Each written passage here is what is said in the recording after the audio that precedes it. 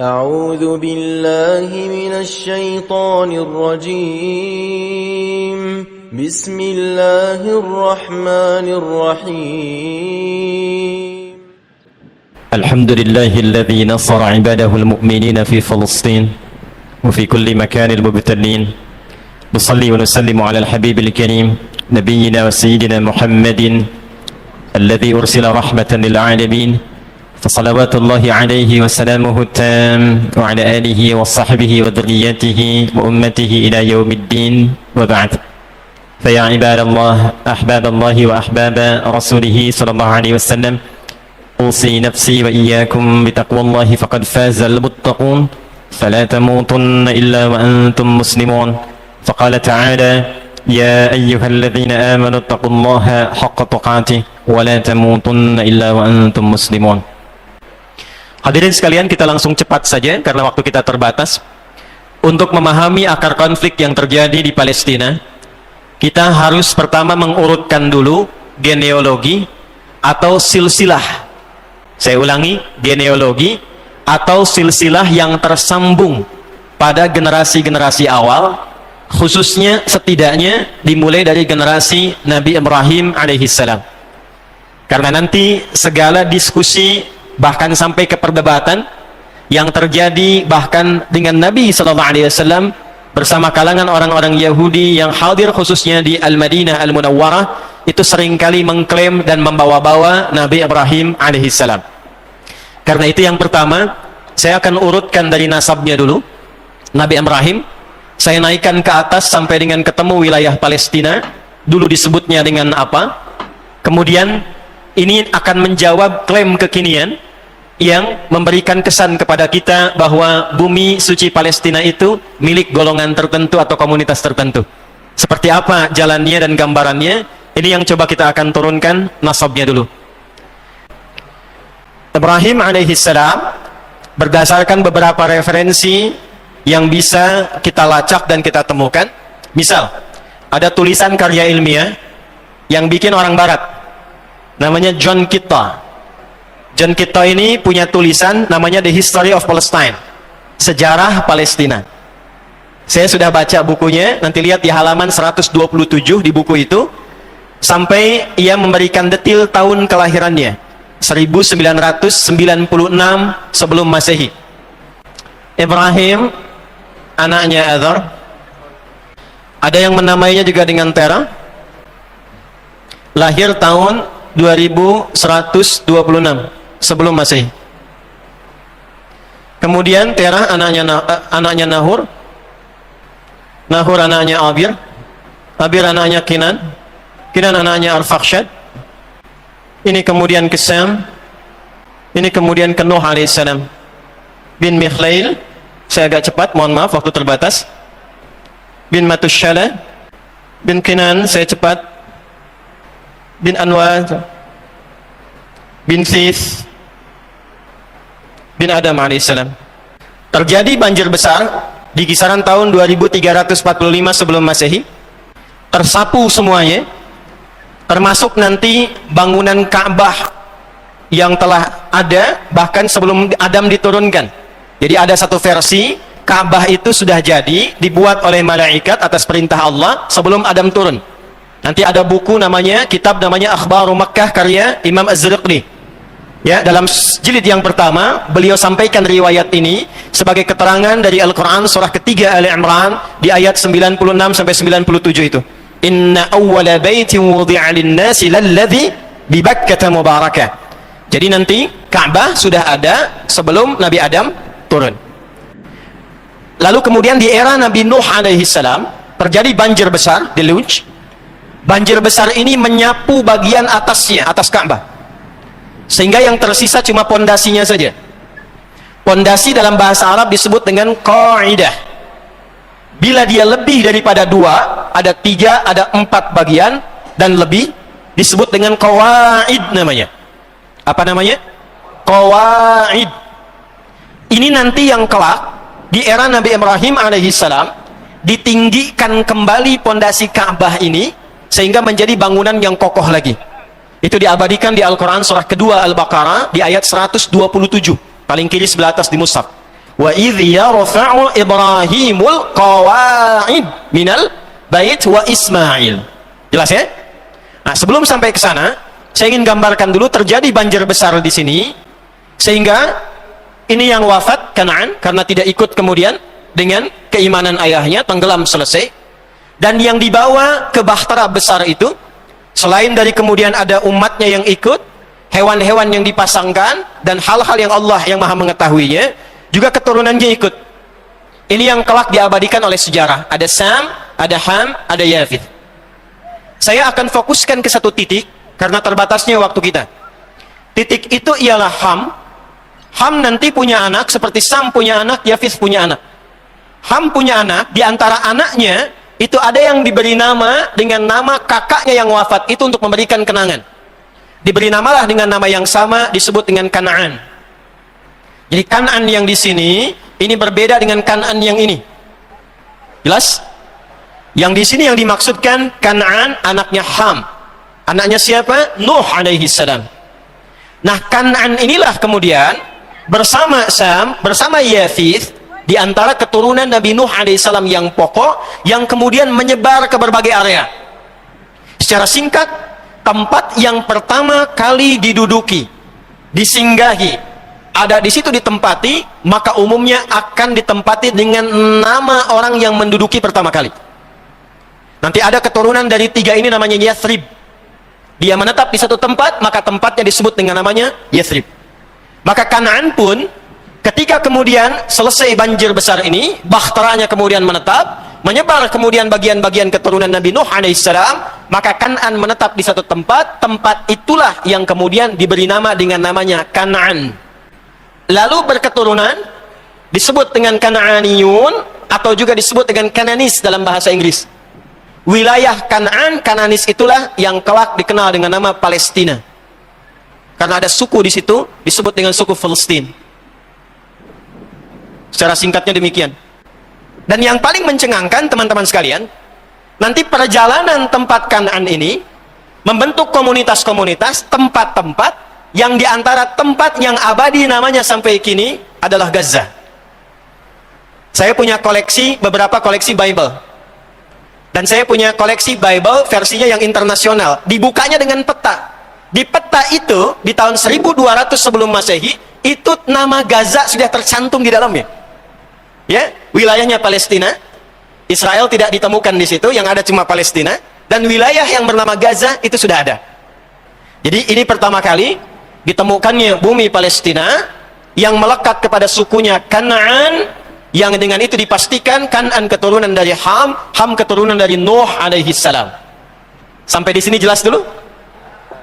Di bumi ini Kanaan membentuk komunitas, koloninya membentuk suku-suku, di antara yang ada yang disebut dengan Palestina. Dan kemudian kelak dikenal dengan bumi apa? Palestina. Sampai di sini bisa dipahami? Baik. Kemudian, kalau sudah kita pahami ini dengan baik, kita tarik lagi ke atas. Sam menyebar nanti, lalu melahirkan anak Al-Fakhsyad, punya anak Kinan, punya anak Abir, punya anak Nahur, kemudian punya anak Terah atau Azar, punya anak Ibrahim alaihissalam. Ibrahim lahir tahun 1996 sebelum Masehi. Lahirnya di sebuah daerah namanya Ur, di Babilonia. Di mana Babilonia berada? Babilonia itu kalau sekarang di tepian sungai Efrat, bahasa Arabnya Furat. Dulu di wilayah ini ada peradaban yang cukup besar tersambung ke Yunani, disebut dengan Mesopotamia, sekitar 4000 tahun sebelum Masehi. Namanya Mesopotamia.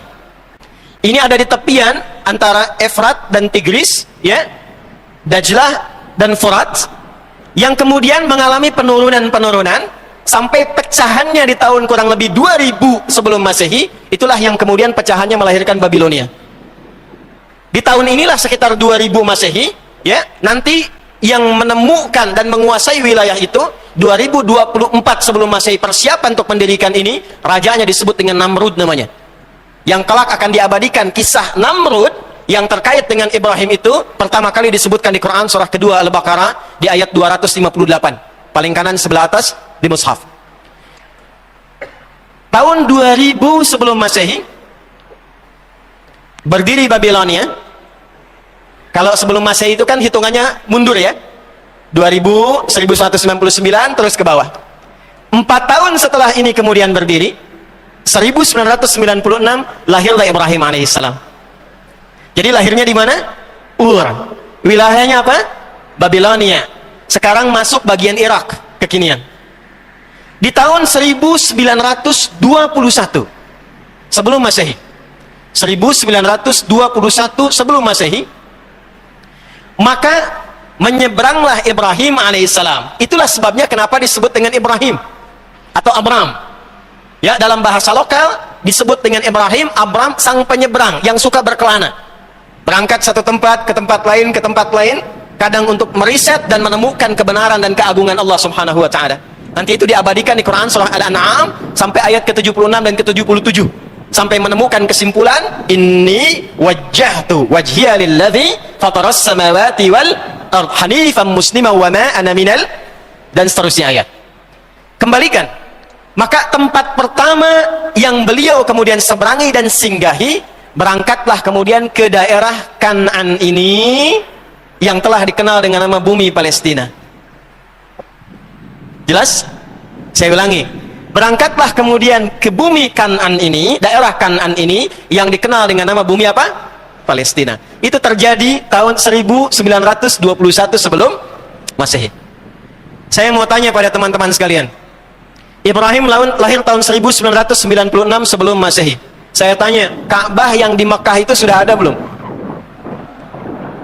Sudah. Posisinya utuh atau tinggal pondasi? Tinggal pondasi. Jelas ya? Posisinya tinggal pondasi, tidak utuh. Karena nanti belum ada perintah untuk meninggikan. Maka saat beliau kemudian beralih ke sini, ya, karena menemukan ketidakpuasan di wilayah sini dan telah menaklukkan Namrud, dialognya terjadi di Quran surah kedua Al-Baqarah ayat 258, alam tara ilal ladzi hajja Ibrahim fi rabbi, dan seterusnya ayat. Maka setelah diusir, tinggal lepas dari situ, maka menyeberang kemudian secara singkatnya sampailah ke sini. Dalam kondisi telah menemukan Allah dan mesti beribadah, mesti sholat. Ingat, sholat ibadah yang dilakukan oleh semua nabi untuk menunjukkan kebertuhanannya kepada Allah Subhanahu wa taala. Jadi bukan hanya Nabi Muhammad sallallahu alaihi wasallam yang sholat, tidak. Semua nabi sholat. Karena sifat pertama seorang yang yakin dengan ketuhanan Allah itu dibuktikannya mesti lewat sholat. Ya, ini ada di Quran surah ke-20 Thaha di ayat ke-14. Innani anallahu la ilaha illa ana fa'budni wa aqimis salata li dzikri. Aku tegaskan kata Allah, ya, innani dari kata inna dan mutakallim i. Inna harfu nasbin wa taukidin tansibul isma wa tarfa'ul khabara mabniyun 'ala al-fathi la mahalla lahu min al-i'rabi. Paham? Tidak. Huruf taukid untuk menegaskan sebuah hukum, informasi yang harus ditanamkan pada hati, jangan sampai goyah. Nasab.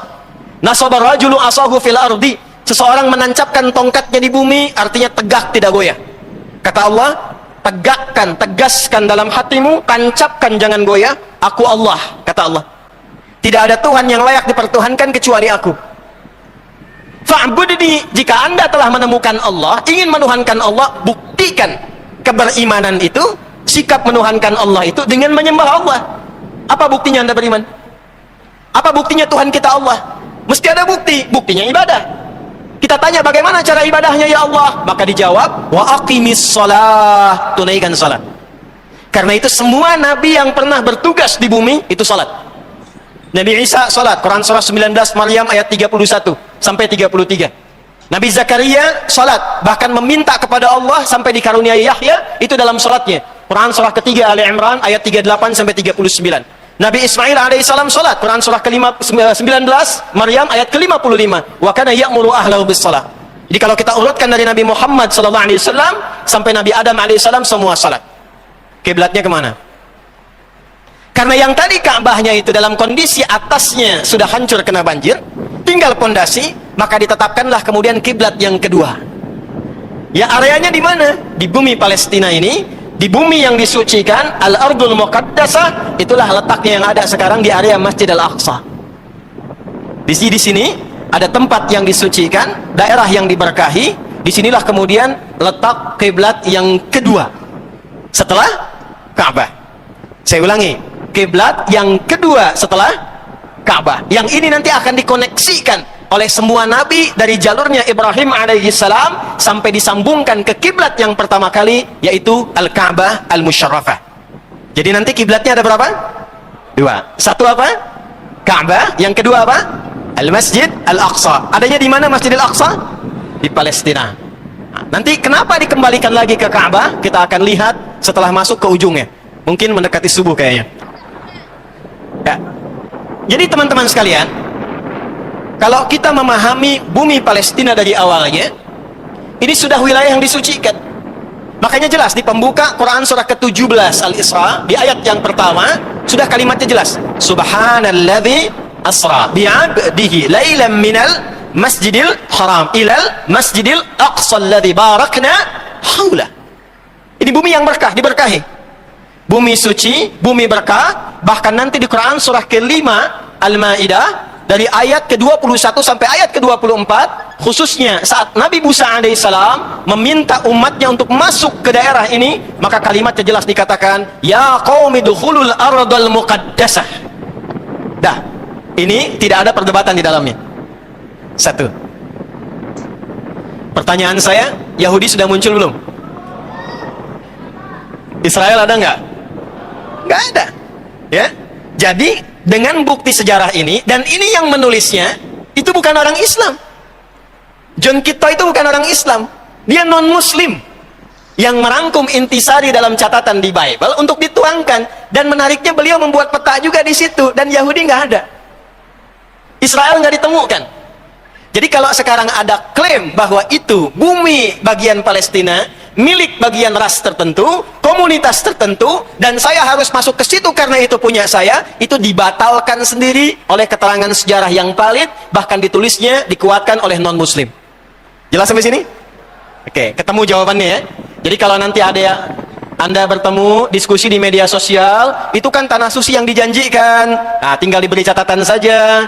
Maaf Ferguson, itu sudah diterangkan oleh teman-temanmu dari sejak dulu. Turunkan referensinya. Jelas sampai sini? Oke, satu. Simpan ini. Nanti kita akan sampai pada satu titik kenapa harus diklaim itu sampai terjadi konflik kekinian. Ibrahim alaihissalam menikah dengan siapa? Tahu dari mana? Hah? Ayo kita urutkan.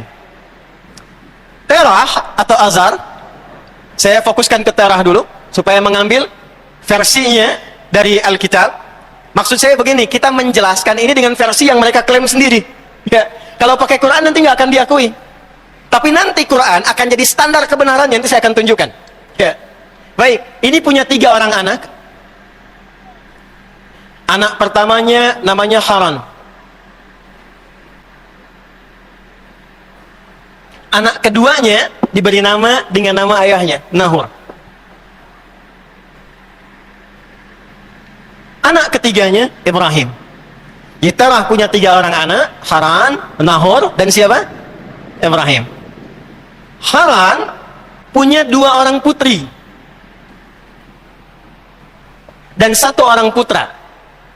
Putranya yang laki-laki itu 1 orang, namanya Lut. Lut alaihi salam. Siapa namanya? Nah, Lut ini anaknya Haran. Jadi karena Haran punya adik itu Nahor dan Ibrahim, ini yang bungsunya, maka hubungan Lut dengan ke Ibrahim ini paman, ini keponakannya. Ya. Nanti saat kaumnya Lut itu akan dihukum karena mereka menantang azab, Ibrahim menyampaikan kepada Allah, "Inna fiha Lut." Di mana ditemukan? Quran surah ke-29 ayat berapa? Ayat 32. Detil kejadiannya ditemukan di mana? Quran surah ke-51 Az-Zariyat ayat berapa? Kita bisa lihat nanti dari ayat ke-30 sampai seterusnya. Sampai ke-49. Sampai ke kisah Firaun. Sudah. Ini anak laki-lakinya Haran. Anak perempuannya ada 2. 1 Mislah. Yang kedua Sarah. Yang kedua Sarah. Jelas? Di masa dulu belum ada ketentuan yang ditetapkan seperti di era Nabi Muhammad SAW yang berlaku sampai dengan kini. Nanti tertuang di Quran surah keempat An-Nisa di ayat ke-23. Hurrimat alaikum ummahatukum sampai ujungnya illa ma qad salaf. Ya. Jadi di era Nabi Muhammad sallallahu alaihi wasallam tidak boleh menikahi ibu, jelas, kan? Anak perempuan jelas. Wa banatul akhi wa banatil ukhti. Anak perempuannya adik kita, kakak kita.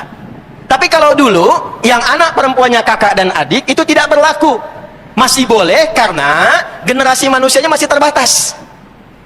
Ya, masih ingat anaknya Adam alaihissalam kalau lahirkan kembar, itu kan? Karena belum ada manusia lain, ditikahkannya secara silang. Nah, di era ini pun kemudian anaknya Haran yang perempuan yang Sarah dinikahkan dengan Ibrahim alaihissalam. Adapun Mislah dinikahkan dengan Nahor. Maka disinilah ketemu Ibrahim dengan siapa? Sarah. Ibrahim alaihissalam dengan Sayyidah Sarah alaihissalam. Di sini awal ketemuannya. Bertemu satu nasab di sini. Sampai di sini jelas? Nah, saya tarik nafas dulu, kita pelan-pelan dulu, lihat lagi. Baik. Ibrahim alaihissalam menikah dengan Sarah alaihissalam. Lama belum dikaruniai keturunan. Kemudian mendapatkan trigger dengan hadirnya Hajar alaihissalam. Lalu dinikahkan dengan Nabi Ibrahim alaihissalam. Lahir siapa? Ismail alaihissalam. Ini anak pertamanya. Saya tidak akan bahas Nabi Ismail karena saya akan fokus ke sini dulu. Ya, nanti sudah viral kalau Nabi Ismail melahirkan siapa pada akhirnya? Nabi Muhammad sallallahu alaihi wasallam. Ya, itu nanti keturunan ke-29 dari Nabi Ismail. Ada perbedaan sedikit tapi tidak jauh dari ini. Muhammad sallallahu alaihi wasallam bin Abdullah bin Abdul Muttalib bin Hashim bin Abdul Manaf bin Qusay bin Murrah bin Kilab bin Ka'ab bin Ghalib bin Fijr bin Malik bin Nadar bin Kinana bin Khuzaimah bin Mudrikah bin Ilyas bin Nizar bin Mudar bin Ma'ad bin Adnan bin Addi bin Adri bin Muqawwam bin Nahur bin Tarikh bin Ya'rub bin Yasjub bin Nabit bin Ismail alaihissalam. Ya, coba ulangi. Ya, intinya 29 di situ.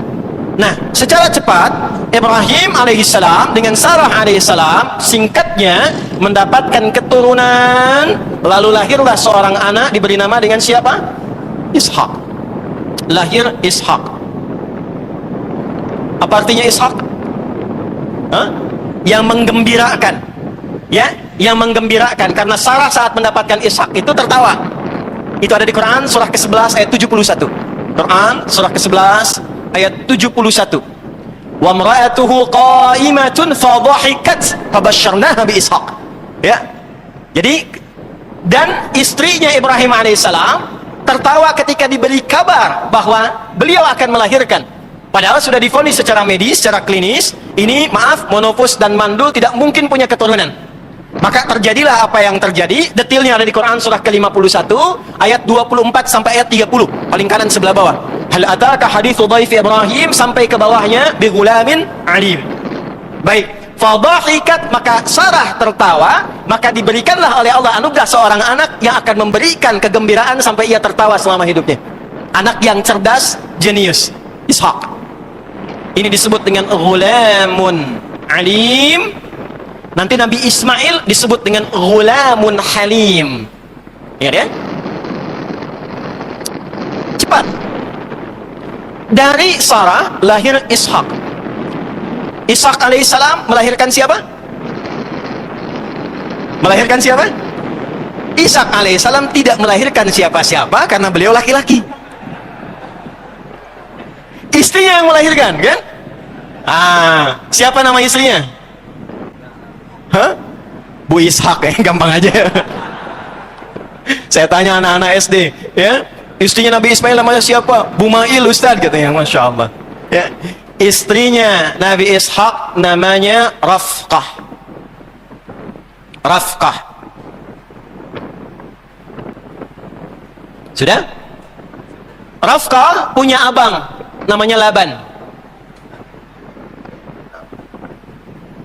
Laban punya anak 4 perempuan. 1 Lea atau Leia. 2 Rahil atau Rahilah. Nah, ada versi yang ketiga dan keempat. Ini bukan anak perempuan aslinya, tapi asisten untuk membantu 2 yang di atasnya. Yang ketiga ini Zulfa. Yang keempatnya Bilha atau Balha. Kita temukan Lea, Rahil, Zulfa, Bilha. Anak siapa ini? Anaknya Laban. Siapa Laban? Abangnya Rafkah. Siapa Rafkah? Istrinya Ishak. Nah, kelak kemudian Ishak alaihi salam dan Rafkah kemudian dipersatukan menikah, melahirkan anak. Anak yang viralnya ada dua nanti. Yang paling viral di antara dua ini salah satunya. Yang pertama, anak pertamanya Aisyu. Ini yang kelak nanti akan ke Eropa mengembara. Anak keduanya, ini tokoh sentral kita, yaitu Yakub alaihi salam. Yakub. Bingung nggak? Bingung ya? Baik, di sini ketemu Yakub. Yakub ini seorang nabi, rasul, hamba Allah yang taat. Dan ingat baik-baik, semua nabi dan rasul, mohon izin saya pelankan uraian saya supaya jelas terdengar. Maaf, saya percepat tadi untuk mempercepat diagram ini supaya saya mudah mengantarkan pada isi kajian. Ini baru mukadimah ya, catat itu ya. Allahu Akbar. Yakub ini punya keistimewaan seperti nabi-nabi lain punya keistimewaan. Nabi Adam punya keistimewaan, Nuh punya keistimewaan, Yakub punya keistimewaan. Apa keunggulan Nabi Yakub ini? Itu munajatnya kepada Allah Subhanahu wa taala itu begitu tinggi. Bila terjadi apapun dalam kehidupannya, itu selalu menjadikan curhatnya kepada Allah. Ya, itu diabadikan nanti di Quran surah ke-12 Yusuf. Ya, Quran surah ke-12 di ayat 86. Bahkan ketika terjadi persoalan di anak-anaknya pun itu bisa nangis minta sama Allah sampai matanya buta. Innama ashku bathi wa huzni ila Allah. Saking dekatnya dengan Allah, itu bahasa orang sana mengatakan ini hamba Allah yang paling dekat dan taat. Dalam bahasa pada masa itu, hamba disebut dengan Isra, Allah disebut dengan Il. Maka digabungkan kalimat ini menjadi Israel. Di sini baru ditemukan kata Israel. Israel. Ditulis dalam bahasa Latin Israel. Ini. Isra, hamba Allah. Ya, Isra, hamba yang sangat taat. Il, Allah, hamba Allah yang sangat taat. Jelas sampai sini? Tapi mohon maaf ya, jangan disimpulkan bahwa ini melebihi ketaatan Nabi Muhammad SAW. Tidak. Nanti semua Nabi punya gelarnya. Nabi Ibrahim di atas ini. Gelar Nabi Ibrahim itu Khalilullah. Wattakhadallahu Ibrahima Khalila. Lebih tinggi daripada ini. Dan gelar Nabi Muhammad itu mengumpulkan semua gelar-gelar kebaikan dari semua Nabi yang pernah bertugas di bumi. Terkumpul semuanya di Nabi Muhammad SAW. Ya, karena itu Nabi Isa ketika diduga sebagai Nabi terakhir oleh umatnya, maka beliau mengkonfirmasi ketaatan Nabi Muhammad yang tidak bisa dibandingi oleh Nabi-Nabi yang lainnya. Diabadikan di Quran surah ke-61 As-Saff di ayat yang ke-6. Wa mubasysyiran birasuli ya'ti min ba'di ismuhu Ahmad. Ahmad itu isim tafdil dari kata Hamid yang sangat kuat hubungannya dengan Allah Subhanahu wa taala.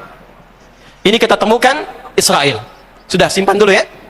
Jadi kalau disebutkan Israel artinya yang dekat dengan Allah, yang penyayang, yang baik, yang tidak pernah pukul orang, yang tidak pernah merendahkan orang, yang tidak pernah merampok orang, yang tidak pernah membunuh orang, apalagi kemudian mengusir orang, apalagi kemudian membunuh orang, apalagi kemudian menggenosida orang, menghancurkan rumah sakit, menghancurkan masjid, menghancurkan gereja. Itu bukan Israel namanya. Maaf ya, saya tegas menyampaikan ini karena di kitab mereka disebutkan begitu. Paham? Dan hari-hari ini YouTube saya sudah mulai sedikit-sedikit statistiknya diperlambat karena sudah berapa edisi membahas tentang Palestina. Kemarin kita bahas dalam live, tiba kemudian setelah live itu di hold oleh YouTube sampai yang Anda temukan cuma 1 menit 7 detik di akhir saja. Itu ditahan sampai menjelang malam karena kajiannya sangat sensitif menjelaskan tentang akar-akar manipulatif Yahudi di masa lalu. Ya, malam ini mudah-mudahan lancar ya. Nah, ini Israel. Kemudian Israel, Yakub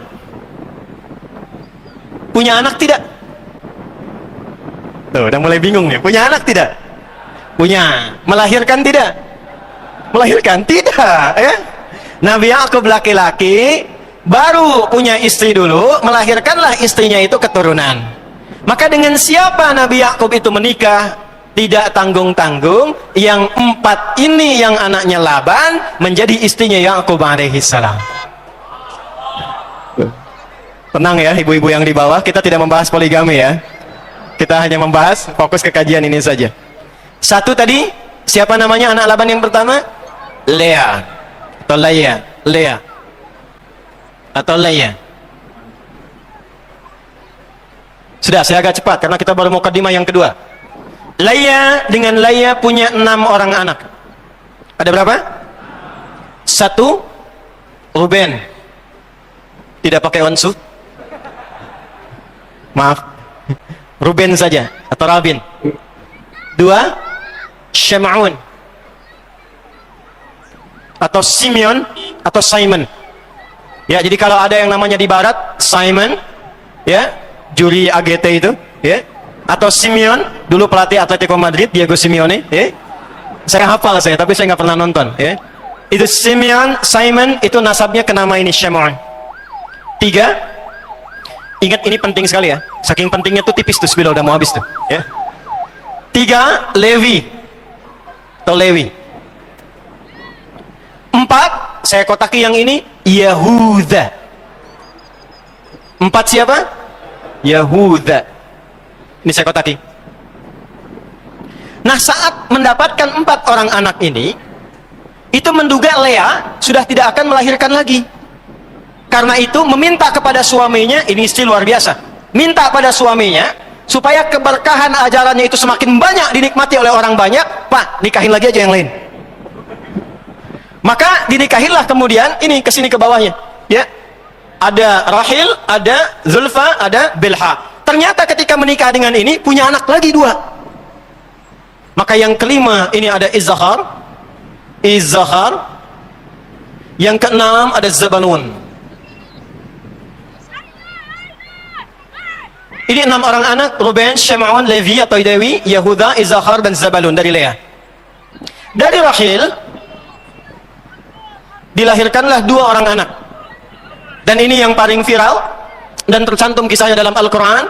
Yang pertama adalah Yusuf alaihissalam. Yang kedua Bunyamin. Kalau ada yang namanya Bunyamin atau Benyamin, ya, atau Bang Ben, Beni, gitu, nah ini kesini nasabnya. Ya, kesini. Termasuk Tolut. Tolut nanti nasabnya kesini. Nanti saya turunkan bagian-bagiannya. Tolut yang melahirkan Daud, yang melawan Goliat, itu keturunan dari Benyamin. Ya. Kemudian saya cepat, dari Zulfa, kemudian lahir 2 anak lagi. 1 Zad atau Gad. Yang kedua Ashur. Dan dari Bilha lahir 2 anak juga. 1 Dan, ada yang menyebut Dian. Jadi versi laki-laki Dan, versi perempuannya Dian. Ya. Yang keduanya Nefiti. Yuk kita hitung. Dari Lea berapa? Ya. Dari Rahil berapa? Dari Zulfa berapa? Dari Bilha berapa? 6 tambah 2 berapa? 8. 8 tambah 2 berapa? 10. 10 tambah 2 berapa? Inilah 12 anaknya yang disebut anak-anak keturunan Yakub alaihissalam. Anak keturunan yang secara genealogis tersambung ke atas itu disebut Bani namanya. Apa namanya? Saya, Anda, kita. Ini kalau digali anak keturunan siapa, akan nyambung semua ke keturunan Nabi. Jadi antum begini-begini itu keturunan Nabi itu. Nabi Adam. Nabi siapa? Maka kita semua disebut dalam Al-Quran dengan Bani Adam.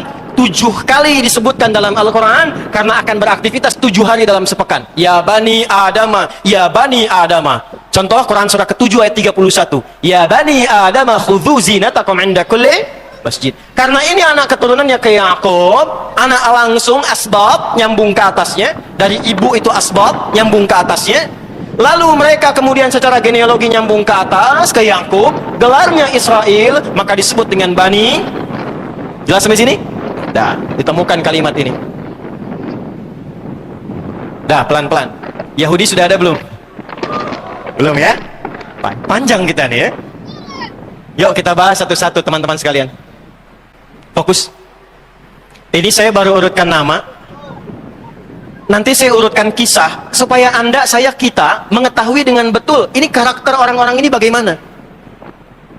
Dan karakter itu nanti akan diperjelas dalam Al-Quran. Tapi yang paling mengagetkan, bagaimana dalam kitab-kitab saduran dan komentar yang dituliskan dalam Bible, khususnya di Perjanjian Lama. Bible itu dalam bahasa Inggris yang kita baca sekarang, dari Latin namanya, tahu nggak asalnya? Biblikos, yang artinya komentar, salinan. Jadi bukan kitab aslinya, tapi salinan, komentar atas apa yang didapatkan. Yuk kita lihat siapa Ruben dan bagaimana karakternya di dalam Bible. Ada yang hafal Bible di sini? Buka Perjanjian Lama, ya, kitab Kejadian, pasal 35 dari ayat 21 sampai dengan ayat 22. Kejadian, Genesis. Pasal 35 ayat 21 sampai 22. Lalu kita bandingkan dengan Al-Quran. Ya, lihat baik-baik nih ya. Kita bandingkan dengan Al-Quran. Di sini kita akan temukan bijaknya kalimat Nabi Muhammad SAW. Keterangan dalam kitab-kitab sebelumnya yang dicantumkan dalam komentar-komentar. Kata Nabi, jangan benarkan seluruhnya, jangan tolak seluruhnya. Jika berkesesuaian dengan isi Al-Quran, maka itu unsur kebenarannya. Jika tidak sesuai dengan isi Al-Quran, maka itu tambahan-tambahan yang kita tepikan dalam iman kita sebagai muslim. Ingat, kita tidak diminta untuk mencela, tidak diajarkan untuk merendahkan, tapi hanya diajarkan dan dituntut untuk mencari kebenaran. Dan dengan cara yang benar. Jelas? Dituntun mencari kebenaran dengan cara yang apa? Benar. Maka turunlah Quran. Perhatikan baik-baik surah kelima di ayat ke-48 itu. Al-Maidah. Quran surah 5 ayat ke-48. Wa anzalna ilaikal kitaba bil haqq musaddiqan lima baina yadayhi minal kitab wa muhaiminan alaihi. Ya Muhammad sallallahu alaihi wasallam, demi keagunganku, kata Allah, telah aku turunkan Al-Quran kepadamu dengan hak, mutlak kebenarannya. Kitab ini aku jadikan sebagai verifikasi untuk menemukan kebenaran yang tercantum di kitab-kitab sebelumnya yang sampai informasinya kepada kamu sekarang. Jadi kalau nyari Taurat yang asli nggak akan ditemukan, Injil yang asli nggak akan ada. Yang ada itu catatan-catatan orang-orang yang mendapatkan informasi dari situ. Dari mana taunya kebenaran catatan itu? Kalau di kita kan ada sanad. Contoh gini nih, contoh. Antum pernah dengar hadis gini nggak? Khairukum man ta'allamal Qur'ana wa 'allamah. Yang terbaik di antara kalian adalah orang yang belajar Al-Quran dengan sungguh-sungguh dan mengamalkannya. Pernah dengar hadis itu? Dari siapa? Kan nggak pernah ketemu Nabi, ya? Tapi hadisnya ada di Sahih Al-Bukhari. Al-Bukhari itu mencatat keterangan dari Nabi, tapi kan nggak pernah ketemu Nabi. Dari mana dapatnya? Maka Al-Bukhari menerima dari Syu'bah. Syu'bah menerima dari Alqamah bin Marsad. Alqamah bin Marsad menerima dari siapa? Sa'ad bin Ubaidah. Sa'ad bin Ubaidah menerima dari siapa? Abu Abdurrahman As-Sulami. Abu Abdurrahman As-Sulami menerima dari siapa? Dari Utsman bin Affan radhiyallahu ta'ala anhu. Utsman bin Affan menerima dari siapa? Dari Nabi Muhammad sallallahu alaihi wasallam. Itu yang disebut dengan sanad namanya. Jadi di kita itu walaupun cuma catatan, informasinya tersambung sampai ke sumber pokoknya. Dan dahsyatnya ayatnya masih ada yang aslinya. Di ayatnya ada, tidak pernah berubah, diteruskan. Hubungan jalur yang menyambungkan kita ke sumber aslinya itu disebut sanad namanya. Imam Muslim bikin kitab Sahih Muslim, 43 topik, 9 jilid karya Imam An-Nawawi syarahnya. Di jilid pertama diberikan keterangan komentar di mukaddimah, Babul Isnad Minaddin. Ciri khas orang Islam itu semua informasinya tersambung dan punya sanad. Nah di sini nggak ditemukan. Makanya kalau ingin menjadikan timbangan, cuma Al-Quran yang bisa dijadikan timbangan. Karena ini yang paling valid, yang bisa ditelusuri. Kitab aslinya masih ada, tidak pernah berubah. Dari zaman Abu Jahal sampai sekarang masih sama. Alif Lam Mim, alam sampai sekarang nggak ada yang berubah. Makanya kata Allah ini jadi timbangan. Tapi kalau ada yang menolak begini, kan tidak mungkin non-muslim mengakui Quran. Kaidahnya kan begitu. Maka dibalik oleh Allah. Kalau tidak percaya, silahkan riset, temukan kekurangan dalam Al-Quran, cari kelemahannya, buktikan kalau itu adalah seperti yang Anda tuduhkan karya manusia, cari semua kelemahannya, maka Anda tidak akan temukan. Bahasa singkatnya, kalau Anda menuduh Quran ini rekayasa manusia dan sebagai catatan saja, maka buat yang semisal Al-Quran satu surah saja. Kalau manusia yang dulu bisa bikin, yang sekarang pun tentu bisa akan buat. Jelas sampai sini? Oke, standarnya jadi apa? Al-Quran. Sekarang lihat Kejadian pasal 35 ayat 21 sampai 22. Saya bulati yang ayat 22 saja. Sehingga ketika sampai di negeri ini bahasanya saya tuh kalau agak kasar saya nggak bisa ngungkapkan karena nggak punya kosakatanya. Ya, tapi dengan terpaksa saya sampaikan. Maka Ruben kemudian bergaul dengan gundiknya Yakub, yaitu Bilha. Anda bisa bayangkan karakter Ruben digambarkan dalam Bible di Perjanjian Lama ya, pasal Kejadian ya, di Kejadian bab Kejadian pasal 35 di ayat 22-nya adalah seorang figur yang pernah berzina dengan ibu sambungnya. Bilha. Ini Ruben. Bandingkan dengan surat Yusuf. Surah keberapa? 12. Ada berapa ayat di dalamnya? Antum nih gimana? Bagaimana mau bangkit kalau nggak ngaji Quran itu? Ada 111 ayat. Lihat di ayat 10. Perhatikan kalimatnya. Ketika ayat 9-nya mengatakan semua rapat, 9 orang rapat. 9 orang tuh, ini semua 6 ya. Kemudian ditambah ke bawah semua ini. Plus 10 dengan Rubennya. Jadi 10 orang rapat. 9 mengatakan uqtulu Yusuf, ayat 9-nya. Perhatikan detailnya bahasa Quran. Yang merekomendasikan bunuh Yusuf 9 orang. Letaknya di ayat ke-9. Uqtulu Yusuf. Bunuh Yusuf. Supaya dia dijauhkan dari ayah kita, supaya kasih sayangnya fokus ke kita. Tapi ayat 10-nya qala qailum minhum. Seorang di antara mereka berkata, la taqtulu Yusuf, jangan bunuh Yusuf. Ya. Alquhu fi ghayabatil jubbi yaltaqithu ba'dus siyarah. Cukup lemparkan ke tempat gelap. Kan motifnya itu cuma menjauhkan Yusuf dari bapak, nggak usah dibunuh, dosanya kegedean. Cukup jauhkan, lemparkan aja ke tempat gelap, ke dalam sumur, supaya diambil oleh kafilah yang lewat. Yang penting kan jauh dari kita. Itulah Ruben. Jadi di surah Yusuf, Ruben diposisikan sebagai kakak yang mencoba menyelamatkan Yusuf dari konspirasi 9 saudaranya dengan mengusulkan gak usah dibunuh, turunkan saja, lemparkan ke tempat gelap. Saya tanya pada Anda, kalau ada 2 narasi mengatakan, satu mengatakan ini ada anak berzina dengan ibunya, yang kedua mengatakan ada kakak menyelamatkan adiknya, Anda pilih yang pertama atau yang kedua? Itulah sebabnya Quran memuliakan keluarga ini dan menyifati mereka memang punya konflik dalam kehidupan mereka, memang punya niat-niat yang kurang baik, tapi tidak melampaui batas-batas itu yang kelak akan ditaubatkan oleh ayahnya Yakub. Jadi karakteristik Ruben digambarkan dalam kitab mereka sendiri sebagai pribadi yang pernah berzina dengan ibu sambungnya, yaitu Bilha. Jelas sampai sini? Oke. Syam'un, Levi. Ini maaf ya, saya coret dulu Ruben, karena dari peristiwa ini Yakub tidak menjadikan kepemimpinan suku yang 12 kepada Ruben. Versi pertama diberikan ke Yusuf, versi kedua diberikan pada Yahuda.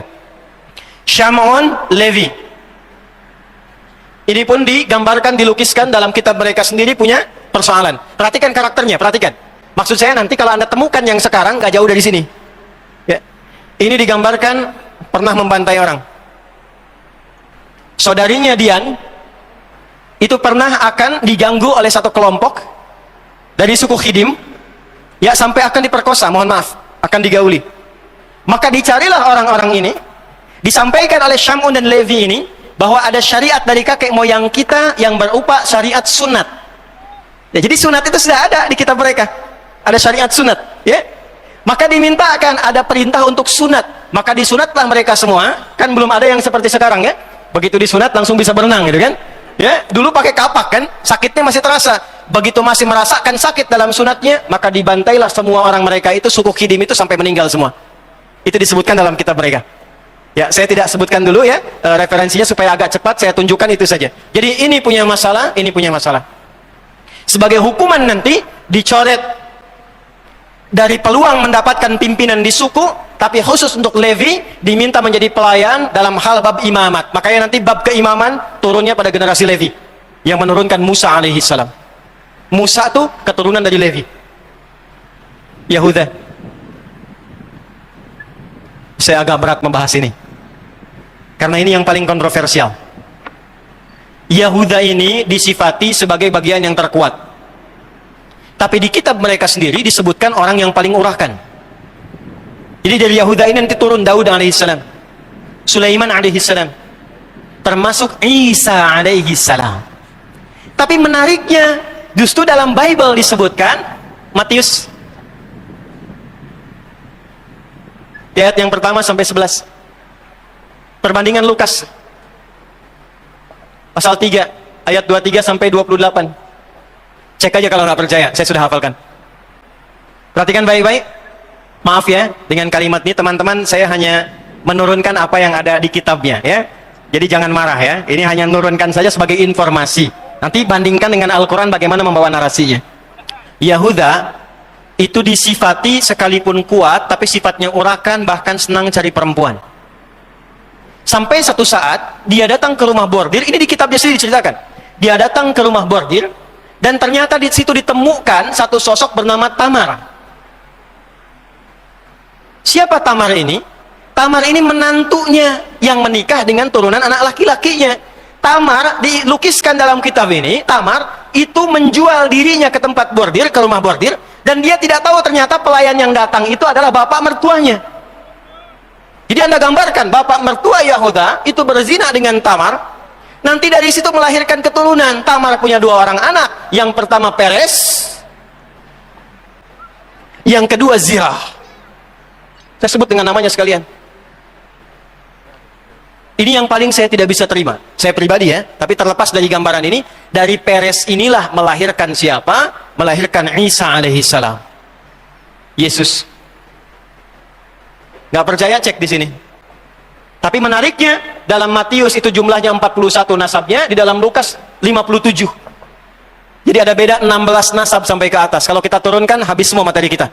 Belum ketemu konflik Palestinanya. Ya?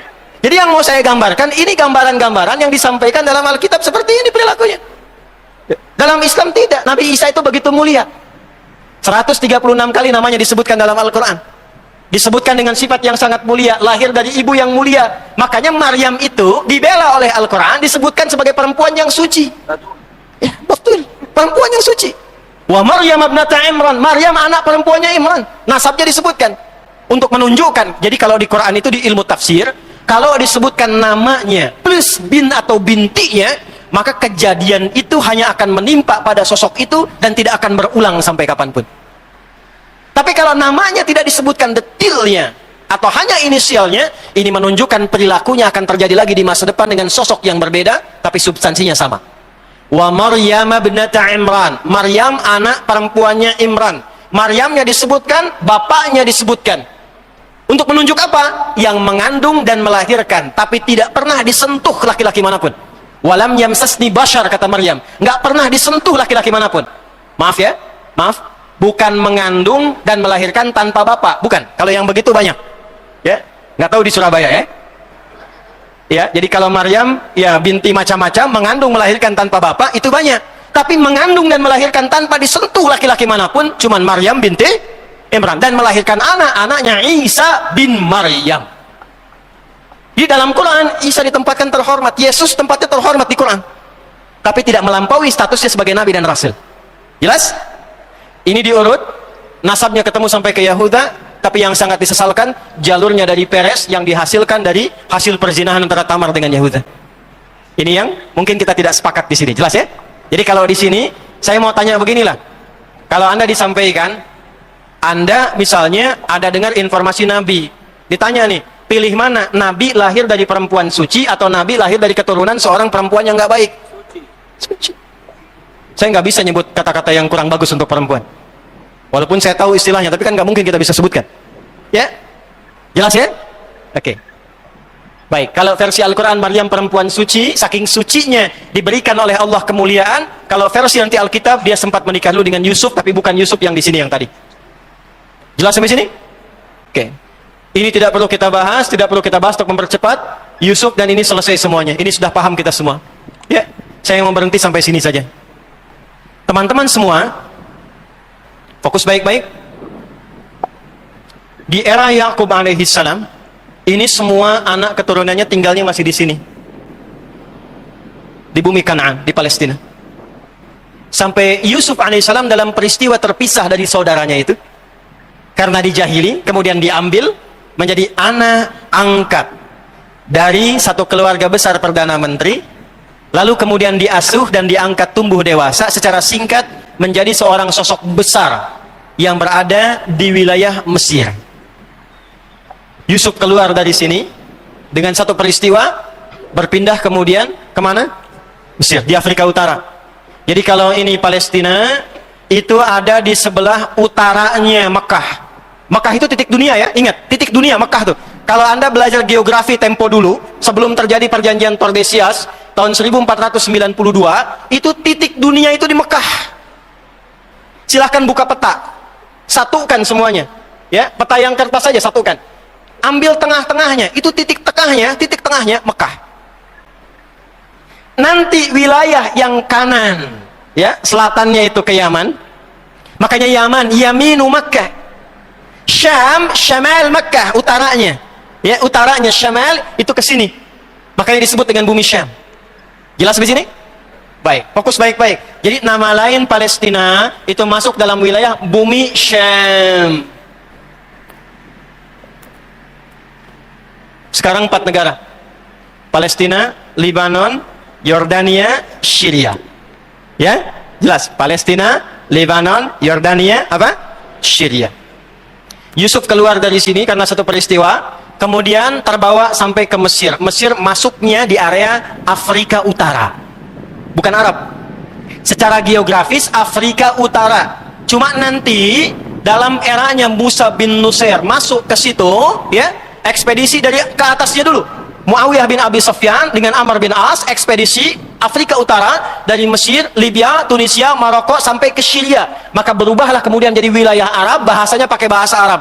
Jadi provinsi dari negara yang ada pusatnya di Madinah, gubernurnya Musa bin Nusair, panglima kodamnya itu Tariq bin Ziyad. Dari sejak saat itu bahasanya bahasa Arab sampai dengan sekarang, tapi wilayahnya Afrika Utara. Di era Nabi Yusuf itu belum ada Firaun. Yang ada masih Malik, masih era kerajaan. Rajanya disebut Malik namanya. Buka surat Yusuf, Anda nggak akan temukan Firaun. Yang ditemukan kalimatnya apa? Malik. Sudah, ya. Aziz itu khusus untuk pembesar Perdana Menterinya. Rajanya disebut Malik. Jangan debat saya di situ. Balik sini. Fokus sini. Lihat baik-baik. Secara singkat. Maka bertemu kembali Yusuf alaihissalam dengan ayahnya Yakub. Setelah membuktikan kebenaran nubuat dari Allah Subhanahu wa taala yang dilihat dalam mimpi. Lihat di pembuka surat Yusuf, saya melihat gemintang, ya, saya melihat matahari dan bulan serta 11 gemintang, mereka sujud hormat kepadaku. Maka rembulan itu ibundanya, matahari itu ayahnya, dan 11 itu saudara-saudaranya. Secara singkat, bertemu kembali setelah mendapatkan jabatan, bapaknya dibawa, semua 11 saudaranya dibawa. Maka mereka berpindahlah, pindah tempat, hijrah dari Palestina ke Mesir. Tuh. Pindah semua. Yakub pindah, Bani Israel pindah, semua kemudian berada di Mesir. Di sini semuanya. Saya mau tanya, sudah ada Yahudi belum? Jelas. Israel sudah ada? Sebelumnya sudah ada Nabi Yakub. Bani Israel sudah ada? Nah, sekarang Israel dan Bani Israel ada di mana? Mesir. Ini udah kosong. Di sini sudah nggak ada lagi. Ini kosong. Jelas sampai sini? Yusuf meninggal. Generasi berubah, berganti. Sistem pemerintahan berganti dari kerajaan yang bergerak Malik. Perdana Menterinya gelarnya Al-Aziz, berubah menjadi Farao. Dalam bahasa Arab disebut Firaun. Firaun.